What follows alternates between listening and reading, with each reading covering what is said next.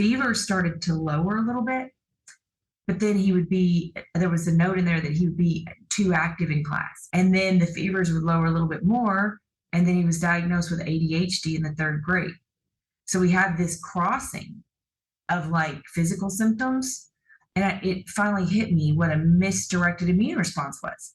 Because Dr. Rosari Trifoletti had explained it. He said, cytokines trigger the fever response. And when they do, that is the body's clue to raise the temperature to kill the bacteria. But if that doesn't work, then the cytokines become misdirected and go toward the amygdala, which is like the rage center. And so starting to that shift, I was starting to see it, like the shift was happening. And so by the time he's in the 5th or 6th grade, he has very few physical complaints, but more neuropsychiatric symptoms. Are you curious about discovering ways of making your life better? Then welcome to my podcast. I'm Bob Nickman, and this is The Exploding Human.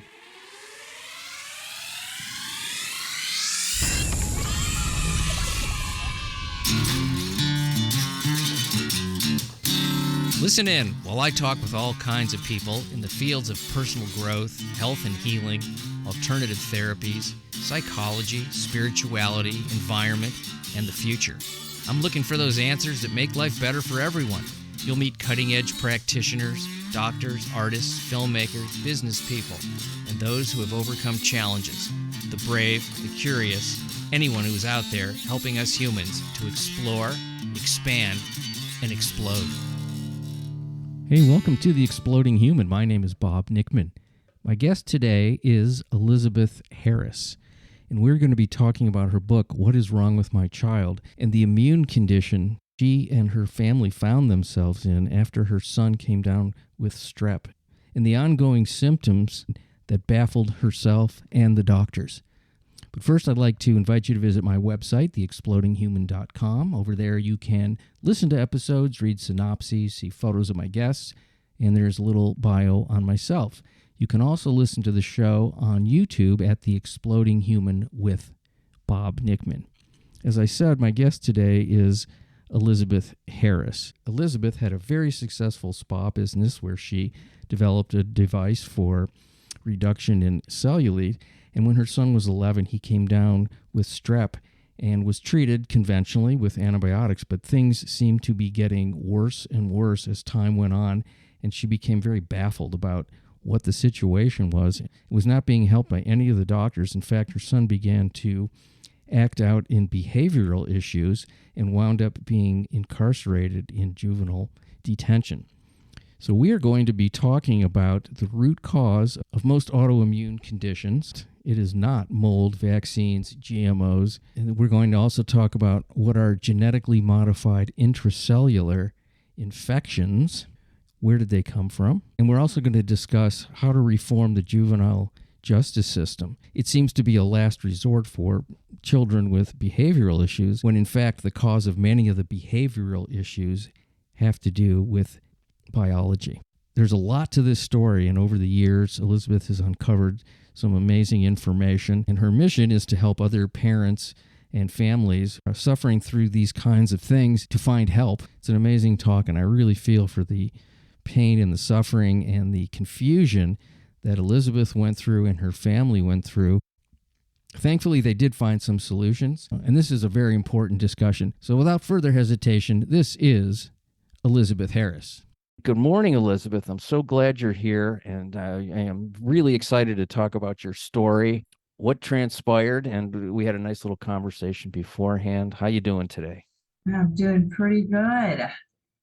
How about you? Well, good. Now that I'm talking to you, I always love to have new people with interesting stories, and your story. Well, let's give a little background with you first. I know you've been in the wellness field for a long time, and how did that start? And then we'll get into the story with you and your son. Well, I mean, it's interesting because I went to school for pre-med, so I've got a biology degree with a minor in chemistry. And then I was told, I went through a little bump in the road early in life, and I was told I had to jump through some hoops I wasn't going to have to, but nevertheless was told to get a lot of patient care experience, and then I would be able to attend UK medical school. And so I went and got it's the equivalent of a master's degree at Cooper Institute in Dallas, Texas.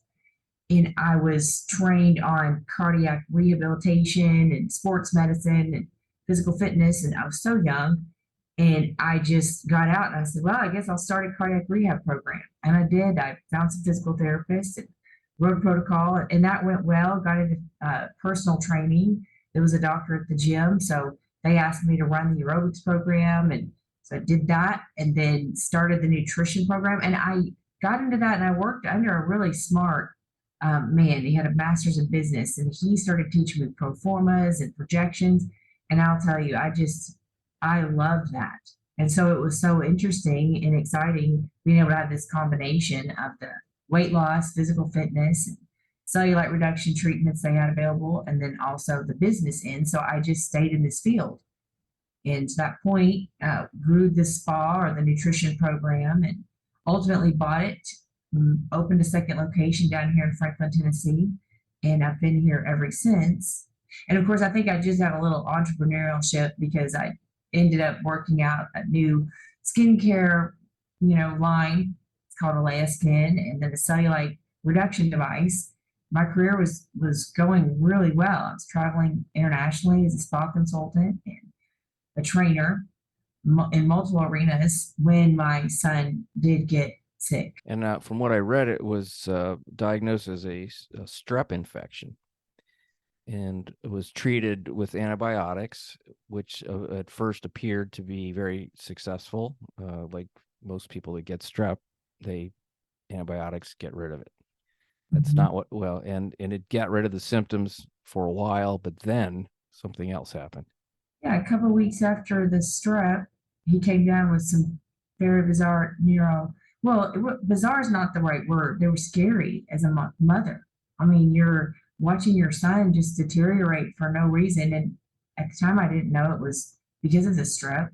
I just didn't know. And so I called the pediatrician several times and he was kind of blowing it off. But, I think God always gives us, I don't know, he's always there for us and protects us, because the third day I called and it was a doctor I'd never even spoken to. And he said, sounds like an acute onset of PANDAS. And I think he had just maybe heard about it or read something. I'm not exactly sure, but he referred us to Vanderbilt. Now, when we got there, things. Can I ask you how old your son was when this was happening? He was barely 11. 11. Okay. Mm-hmm. All right. Okay. 11. I mean, sweet kid. Yeah. Our friends. And I mean, we were going through a divorce, my husband and I. So, of course, there's some, issues there in terms of sadness and that process.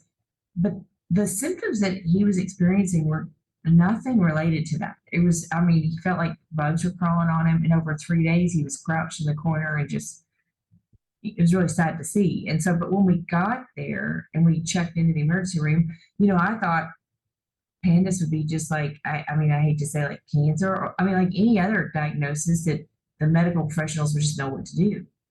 And so I turned it over to them and just tell the story. Now, 3 years later, I would find out when I pulled the medical records that wasn't the case at all. But at the time, neurology came in and ran some more blood work and did a spinal tap, et cetera, et cetera. But then we were sent away with cognitive behavioral therapy referral and psych meds. And it just never made any sense to me, because it was honestly pretty easy to think about the fact of rheumatic fever. For a doctor or somebody, I didn't even have an MD, that strep attacks the heart because it mistakes the heart cells for self tissue. And so in those cases, you just put somebody on, and I don't mean just to diminish the importance of it, but you put someone on penicillin prophylactically so they don't get strep again. It's a pretty simple solution. So what are the tests they were running that were so non-conclusive, I guess it would be the word, or inconclusive, or just not coming up with an answer? Well, that's the odd thing about it is, so group A strep, is a bacteria, but it's not just in the throat. It can be everywhere. You can have perianal strep, skin strep, all kinds of places that group A strep can hide.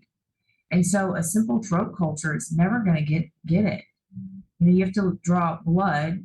You can look at the ASO or other tests, but in our instance, there's also group B strep.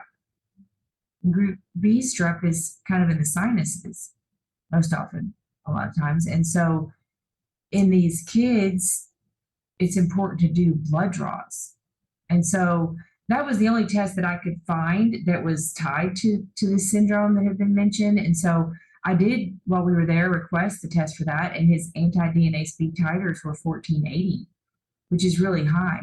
And he had still tested positive for group A strep in his throat, I guess. I think that's how they did it. But he also had pneumonia simultaneously, which I wasn't told when I was at the hospital. And I wasn't told when we were at the pediatrician, because when I finally pulled the records, he also had pneumonia when he had strep at the doctor's 2 weeks earlier, but wasn't treated for that. It was just, honestly, it was just a mess.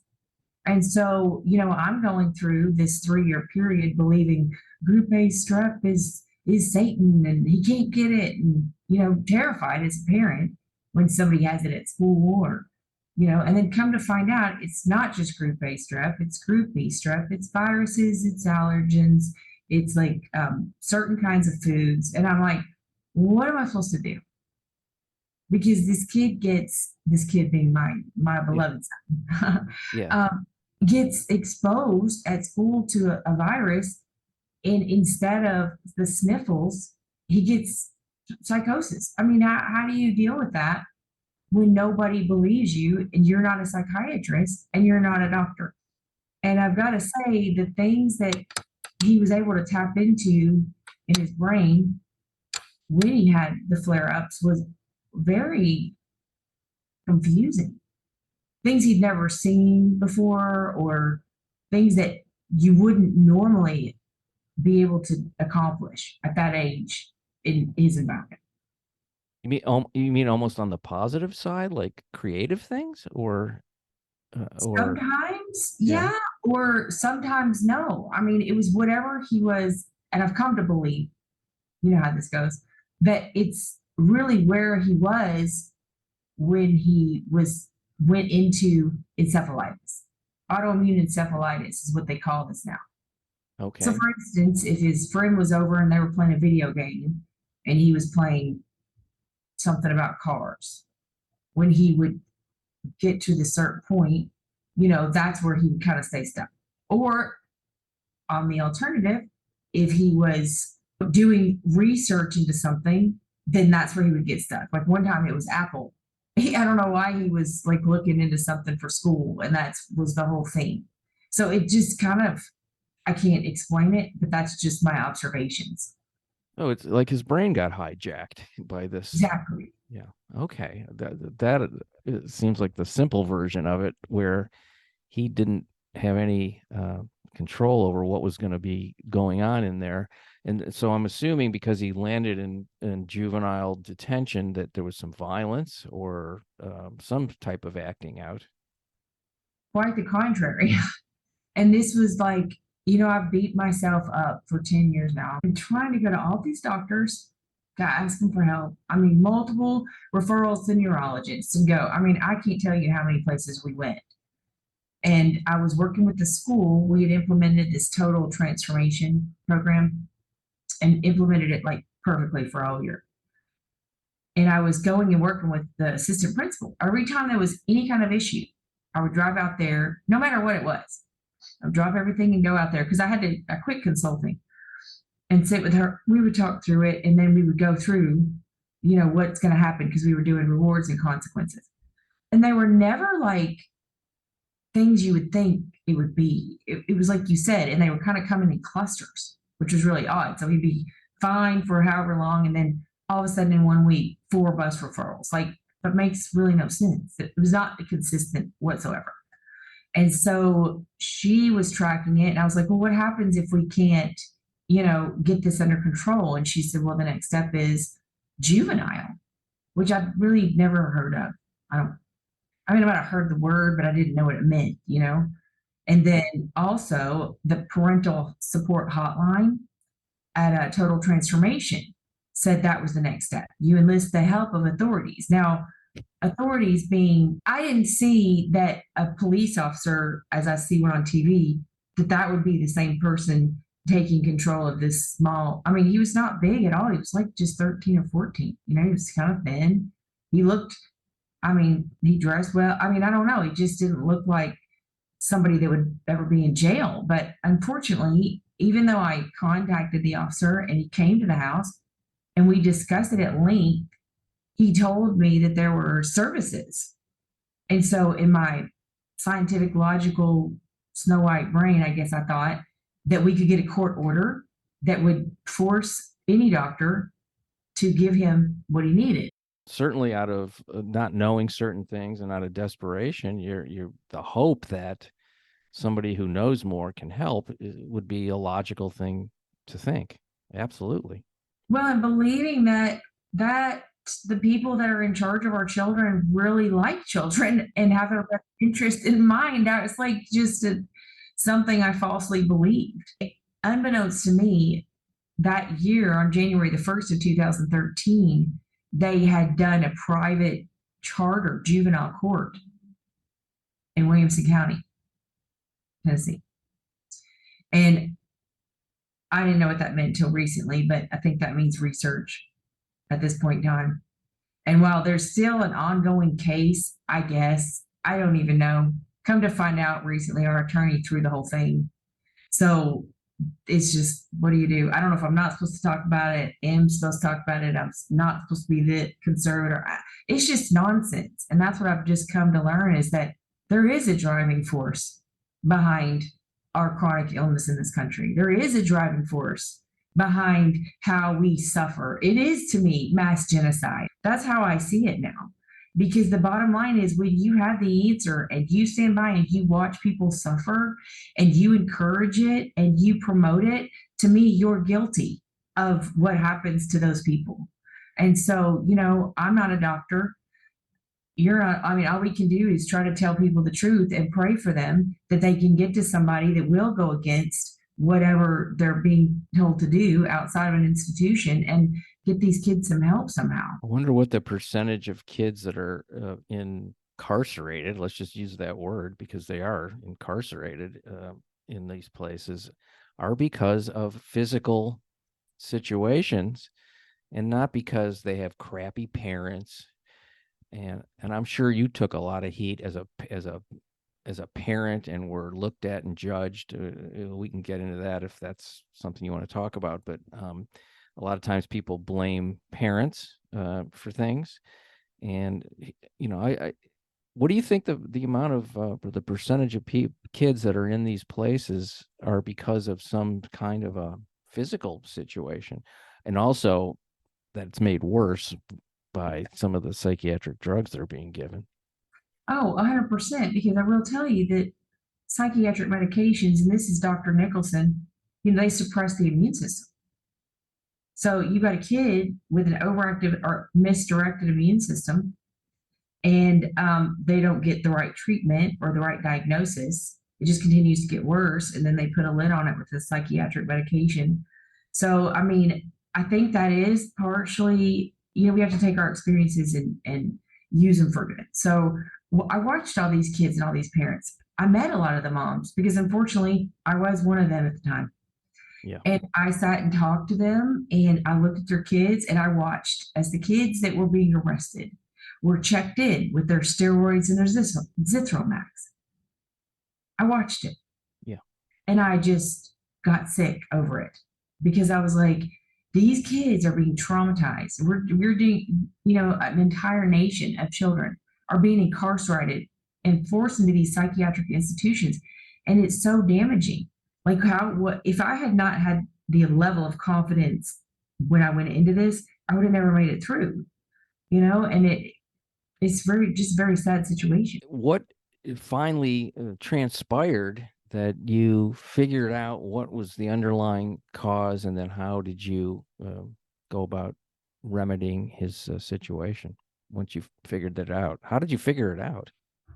Well, in our case, I believed it was life or death because the things that I was seeing made me very scared. And so the doctors weren't helping. The courts were making it way worse. He ended up being in solitary confinement. And Oh, for that is horrific.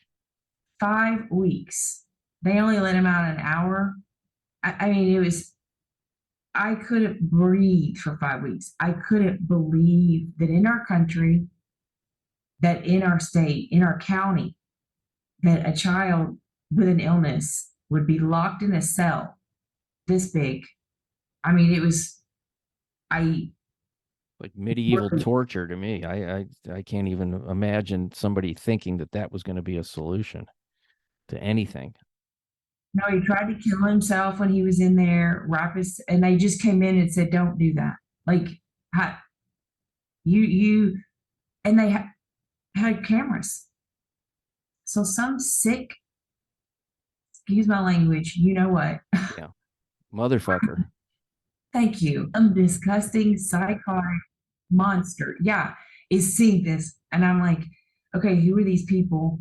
But anyway, so I mean, I had to go somewhere else. And I went and got another doctor, which was very hard, drove all night, went to a conference in Atlanta, begged this doctor to help. And he drew 35 vials of blood. And, I didn't really know how to look at blood, lab work, but I looked it all up and got it back. And really, the only thing he had going on was some high thyroid antibodies, autoantibodies, and he had a mycoplasma infection, which is odd because mycoplasma is like walking pneumonia. And you typically think of walking pneumonia, somebody's going to be coughing or whatever. Yes. But the evidence is there. Like, that's what is showing up. And this doesn't fit this, but this is blood work. And so I kind of just went on my own and scheduled appointments with every single specialist. We went to the immunologist. We ruled out immune function. We went to the lung doctor. His lungs were functioning. I asked about atypical infections, and I would ask certain questions at each appointment. And then I ordered his full legal medical records since birth. And they were in a vault, and it took time to get them. But then I sat down and read them, and I just read them. And I was like, oh my gosh, when he was two years old or 9 months old, he had double pneumonia. And then he had all these other things and fevers of 105 and back pneumonia again, bronchitis. I mean, it just went on and on. And then I came to see this shift in things where it's like the fever started to lower a little bit. But then there was a note in there that he would be too active in class. And then the fevers would lower a little bit more. And then he was diagnosed with ADHD in the 3rd grade. So we had this crossing of like physical symptoms. And it finally hit me what a misdirected immune response was. Because Dr. Rosari Trifoletti had explained it. He said, cytokines trigger the fever response. And when they do, that is the body's clue to raise the temperature to kill the bacteria.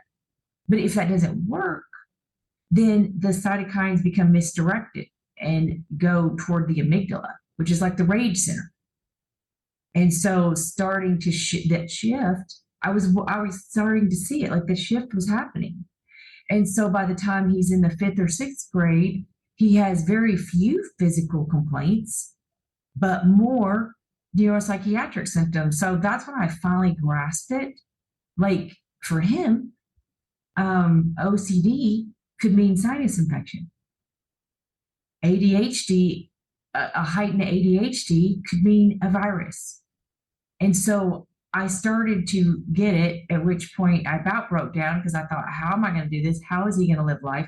How are we going to live life? I was like, okay, mycoplasma is the only thing I've got here. I did a $10,000 genetic test on him.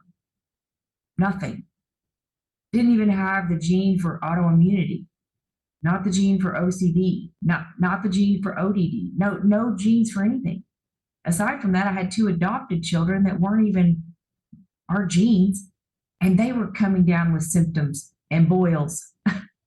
The dog we adopted was coughing, sneezing, hacking when we first got him, and then seemingly went nutso, abdominal tics. And I was just like, at that point, I was like, I'm not telling anyone this. I'm just cataloging this mental note. The dog has gone crazy. The dog has PANDAS. Wow. This is, this wasn't in the information I got. This is like even more strange than More not, strange. And that's why, some things you just don't talk about. yeah. And so I thought, I see this. Am I going to trust my own eyes or am I going to trust this? I'm going to trust myself. And so I started down the path of mycoplasma. I started learning about intracellular infections, how they can change the, terrain of the host. And I reached out to a researcher at Vanderbilt because I think I'd been marked over here with the doctor. So I went to the research department and I called Dr. Stratton, I now know is his name, but he was researching chlamydia pneumonia, which is, intracellular. And he said one thing to me. I said, I need to learn about mycoplasma because I had found some research about extrapulmonary symptoms in mycoplasma, which outside of the lungs. And I'd seen mycoplasma encephalopathy. And I thought, okay, there's some things here that might be a possibility. So he said, there's only one person in this country that studies mycoplasma, and that's Dr. Garth Nicholson. And I was like, because I had seen some research from India and other places. So I called Dr. Nicholson. Well, no, first I found him on his website. And then I recognized him from when I was in school. He had discovered the phospholipid nature of a host cell, which means the cell wall is made up of fats, if you will, and then inside it's more aqueous. And so that was a big deal when I was in cell biology. So I did trust what he said. He's very credible. And that's when I started reading about Gulf War syndrome and the manipulated mycoplasma in the lab and the Army pathologist lab and the Department of Defense and the prisons in Texas and how they tested it on the inmates and it got out. And I just started reading about multiple sclerosis, ALS, MS, autism. I mean, just on and on and on. And I just thought, oh, dear God. Our country is infected with a bioweapon. I mean, of course, that's immediately what I thought. But not more importantly, I mean, like if we always just think about ourselves and are selfish, that's just wrong. It's not more importantly that we were infected. Our entire country's been exposed to this, but the immediate danger was that we had and my son was in harm's way. And so I found that he had a protocol. And because I read the story on how it infects the dogs and the cats of the owners, it just clicked. And then also knowing that in 2003, we took my brother-in-law in from the Texas rehab down there that was attached to the prison system. I kind of knew, but I needed more proof. So the vet did run a test on my dog and it was positive for Mycoplasma pneumonia. Even though he had doggy antibiotics, it was still there. And then I was tested and I was positive, and I was dealing with complex regional pain syndrome, which is like the suicide disease because it's so painful. And I was supposed to be in a wheelchair by now and have to have ketamine, but I don't.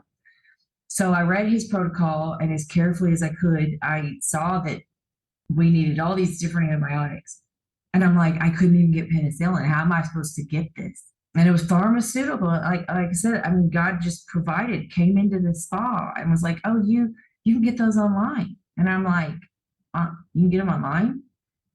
So I ordered all of them. And of course you don't want to who wants to buy antibiotics online? Like, yeah, I think I would be very worried about that, but terrified. Yeah. I mean, the choices were life and death. And it's like, what do? I cannot get them. I've tried everything. I've gone over and asked this one. I've presented my case. I can't tell you, at least 30 doctors presented the case. No, they're dangerous. Well, what could be more dangerous than what's going to happen then? We went to Duke, the chief of pediatric infectious disease, and he asked her, is there a cure? And she said no. And he said, so I'm going to be in prison the rest of my life? So there was something you said about your brother-in-law was in prison in Texas? Yeah, he was in a rehab. That's okay. And yeah. When I connected the dots. So he was the carrier. He was the carrier. Yeah. And so I remembered immediately because So when he first came to live with us in 2003, we all got deathly sick. I mean, it wasn't just like, and I never really got sick in my adult life. I worked out, did all the wellness yeah, things. no, I know you're a healthy. I was really healthy. Yeah, we never went to the doctor. I didn't have experience with doctors. We didn't really go that much, except for my son. But I called him, well, because when he moved in with us, I guess it was 2 or 3 weeks later, we all got, I mean, it was unbelievably how sick we were. My little 2-year-old son that now had the PANDAS was just, he was lips cracking, turning blue, coughing. And that's when he really started screaming, biting his hand, having night terrors. Then Oh, my daughter had pleurisy, and all this time. And then when my adopted kids moved in, um, staph infection. Of course, we at the time are not realizing it's us. We're thinking, oh, they got it at the foster, they got it somewhere else. No. And so it was just on and on and on with all these things. So I called him and I asked him specifically, did you get sick when you were down there? Because I need to know, did you catch it first? And he said he got so sick that they put him in quarantine and that there were prisoners coming to the rehab back and forth, and that there were a lot of sick people there, and that the people in charge would give them Zithromax. And I was like, and that they were told it was just a virus. Well, you treat a virus with an antibiotic. So I kind of immediately knew this was our situation. So I had to make a choice. so are you saying that these prisoners or rehab people or whatever they were being used as test people for a bioweapon? Is that what you're saying? Well, what I'm saying I'm is confused a little only bit. what Dr. Nick, I mean, because I wasn't there. Yeah. But if you read the Daylily Project and look into Dr. Garth Nicholson's work and review his testimony, the Senate hearings, like back in, I think, 98 or 2000, he testified that the Gulf War syndrome was infectious and that there were diseases that came back with those soldiers. They infected their wives, the children had autism, and that they tested a different strain in the Texas prison systems. Now, I didn't know that Huntsville, Texas prison system was like a private prison. I didn't know that until recently. So it seems like they possibly contract with people and do experiments. Jeez. I mean, but we hear about that all the time, right? Yeah. I Yeah, mean, we do. Yeah. And there's lots of historical evidence of prisoners being tested with a variety of things going way back to the 50s and 60s. I mean, there's, that's a known thing. It's not like it's a secret or anything. Well, you would hope that would be not the case anymore. well, unfortunately, yeah, they were supposed to. The 1972 Geneva Convention, I don't think they were supposed to do that. But where you have evil, they will find a way to get around things, and they have. And so what happened was they wanted to test it. I mean, and they picked the population of death row inmates. So I'm thinking in their mind, they're thinking, okay, this death row inmates. But what they didn't consider was that those prisoners were also carrying co-infections that were latent, that were airborne. So the pathogens, the islands, genetic islands, if you will, I guess, transferred from the Mycoplasma fermentans, which had been altered, to the Mycoplasma pneumoniae, which is airborne. And so the antibiotic resistance, the heat resistance, all that, the parts of viruses that were spliced into the bacteria were also transferred to the airborne. And then it gets in the air ventilation system to the wardens. And then that little town in Huntsville, Texas had a 5,000% higher rate of MS, ALS, and, Yeah. rheumatoid arthritis. And that's how it kind of got its launch. But then think Streptococcus pneumoniae, Mycoplasma pneumonia, you can have inverse genetic transference.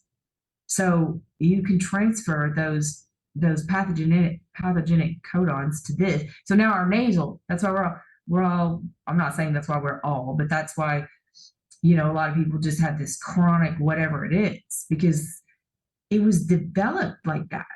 It's not that the antibiotic resistance, there might be some role in it from physicians, but I don't believe there is, because think about it. Like, the bacteria is either resistant or it's not. It already has that or it doesn't. I mean, it's not going to be in some, I mean, you have to like, anyway, we won't get into that. This isn't like, Yeah. you see what I'm saying? Yes, I do. I actually do. It's very disturbing. The whole thing is very disturbing. Now, so it sounds like everybody in your home had something, some symptoms. And so how did you bought these antibiotics online and you just were treating yourselves? Is that what happened? Well, here's how that happened. My son was able to get prescriptions Oh, okay. from the doctors, some doctors, since I'd found this one neurologist. I wasn't able to get enough because this is like years of antibiotics and it's a rotation thing, Oh, okay. Yeah. So it's a long protocol. but it's low dose. But nobody was there to help me with the die off or to understand what happened next or how to mitigate it. But in truth, my only concern was making sure that everybody lived. And so obviously, if the dog's infected and the other kids are infected, then how is he ever going to get off the antibiotics? And what's going to happen if he does? If I'm infected? And what if the root of mine happens to be this too? I mean, I honestly became very hopeful after I went through the, traumatizing, shocking part. I was like, what if this is it? Like, what if this is the solution? Now, the treatment would have been so much better if I'd had someone to help me through it, our family through it. Sure. Which I don't understand why the pharmaceutical company doesn't latch onto that, because they could make money with this. But but I guess at that point, then they don't need. So anyway, yes, I ordered it from India, and what I did was I took the capsule and I just like, no, my son had this, and I took a little bit. I waited like 24 hours. Then I took like that plus a little bit more. Then waited 24 hours. I mean, I was very like scientific about it. And then when I realized that it wasn't a problem, then I took a whole one, and then I did like this whole thing where I mapped it all out before I would even. Then I did the dog. The dog was like going good. Then then it was, but it wasn't just this flipping. Let me give everybody drugs from China. Yeah. It was. But I mean, I didn't have an option. So I was just hoping that doing these shows and writing these books, now I have a scanner, I have nutritionals, research nutritionals, which can help. They're nutraceuticals, and it's just the education piece I think is really important, because there are doctors out there that really do care. And now we work with Dr. Oaks, so we can do Zoom calls, and help people like that. So that's why I just don't want anybody to ever have to be in my shoes. So that's kind of my step 12. Wow. So your son is what, in his mid-20s now? Yeah, he's about 24. Mm-hmm. He's 24. I mean, while he'll always have the autoantibodies, I mean, in the infections that he was exposed to when he was young, where the misdirected immune response originated, those are things that he will always have to be careful of. Mm-hmm. Maybe stay on prophylaxis. But I think as you get older and stuff, probably, and get married and now I don't know what's going to happen when you have kids, if they have strep or something. I just don't know. But we take it one day at a time and try to be grateful that we're all here today in a much better place. I wish he didn't have, of course, the PTSD makes it that much worse.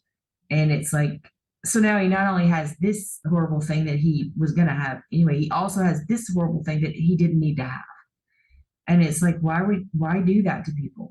It's just highly unfortunate that human beings act the way they do, rather than out of kindness and love and wanting to solve something, and to push the unpleasant off to the side. I think it's a spiritual condition underneath the world. Many people in the world, and those that want to live in a certain way will be more apt to be kind and to be understanding and to believe when somebody tells them something's going on, that they're telling the truth, and that to be on the side of what works instead of not what absolutely does not work. It's an interesting thing, because people invest a lot of time and money and energy into learning certain disciplines, And if something comes up that's contrary to that, boy, the ego doesn't like that. It's just like, that can't be. That's not what I studied. That's not what I learned. That's not what it is. We're going to make it something else now because, and that's a tough thing, So between this underlying spiritual malady Yes. and the ego, you run into these kinds of things, and it takes people like yourself who are unfortunately have to become desperate. I mean, literally, it was like you said, when it's life and death, you just don't give a fuck what anybody thinks. And that's it's a powerful place to be because you can't be stopped. You can't, it's just like, well, if, go ahead, try to stop me. I have nothing else to lose. And there's a lot of power in desperation. It's a terrible place to be, but there is a lot of, if you can't take something away, if you can't take anything away from somebody, they actually have all the power in a sense. Wow, what an amazing point. I'd never looked at it like that. Thank you for that. Yeah. Well, you're welcome. Thank you for that. Yeah. I mean, it's really, I'm very touched by your story. And I know you've written a book about this, and so let's talk about the title of that, and I'm sure it's at all outlets everywhere because most books are very accessible. And so why don't you talk a little bit about that and what people can get out of the book when they read it? Yeah, and it's called "What's Wrong with My Child," and I wrote it just to chronicle because like most people are like, well, how did you? It's unbelievable that this happened in our country, that this is what is happening now, and so I felt like chronicling it and bringing people like through the journey would help them to see how I got there. And when I wrote the book at the time, I believed that the attorney that was helping us was our friend and an angel. And I've recently learned that she basically was involved in setting the whole thing up initially for research, or I don't know what yet, but it's been quite the you know event. So I guess what I'm saying is just it's really hard to know who to trust, and so I think it's very important to get with the right people. If you think that there's something going on with your child, reach out to somebody that's been through it, and like me or Dr. Oaks, and just get in with a good group of people initially, and that way you can avoid all the other stuff. I think people put things off, and I think that we put way too much um, emphasis on. I mean, stress is, yeah, I mean, it causes a cortisol increase, but if there weren't an underlying root, it wouldn't be this, much of an issue. People had stress forever. So it's like, don't write things off. Trust your motherly intuition or your own intuition, because to your point, I mean, and a lot of you, I would have never done this for myself, but because it was my son, Yeah. you know. So what'swrongwellness.com is the website. You can go there and download a couple of chapters and look over it at no cost. And then if you decide you want to read it, we'll ship one to you. And then we can look at, we do a consultation and determine, like, we talk about, do you want to go the natural route and try it that way? Are the symptoms severe enough? Dr. Oaks will meet with the prospective client and figure out a plan. Okay, so there are options, folks. If you are in a similar situation, reach out. Say the website again. Just I didn't quite catch it. What'swrongwellness.com. Okay, what'swrongwellness.com. It's And one of those tongue twisters. What's wrong wellness? yeah, and I think What's Wrong with My Child might be an easier site to go to initially. Just go there. What's wrong with my child? Okay, the fierceness of a mother is one of the most powerful things in the world. I've seen it more than once, and you are certainly a testament to the I'm going to say lioness that mothers have for their children, and the love that it's unstoppable. I just I'm very touched with what you've done, and I'm glad your son's doing okay. And your other kids, are they doing okay too? They're doing great. Mm-hmm. They're doing great. Just had my first grandchild, and yep, my adopted daughter is Phoenix. I don't call them adopted. It doesn't matter. They're all my kids. My Phoenix about to get her degree in physics. Yay. Yep. So it's all going well, and I think We just stay focused on the positive and try to help people.